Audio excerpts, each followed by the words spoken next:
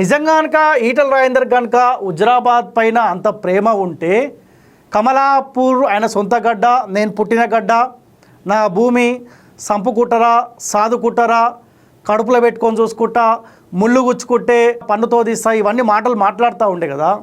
మరి ఇవన్నీ మాటలు మాట్లాడిన ఈటల రాజేందర్ని 21 మంది కోసం అఫీషియల్గా ర్యాలీలు చేసి ప్రచారాలు చేసి మీటింగ్లు పెట్టుకొని అటు పార్లమెంట్ సమావేశాలు జరుగుతూ ఉంటే కూడా పార్లమెంట్ సమావేశాలకు కూడా దూరంగా ఉండి 21 మంది గెలుపు కోసం ఆయన పనిచేసినా కానీ, సో 21 మందిలో కేవలం 5 మందే గెలిచారంటే ఇంకా 16 మందిని కమలాపూర్ మండలంలో ఉన్న ప్రజలు 16 మంది అభ్యర్థులను నమ్మలేదు.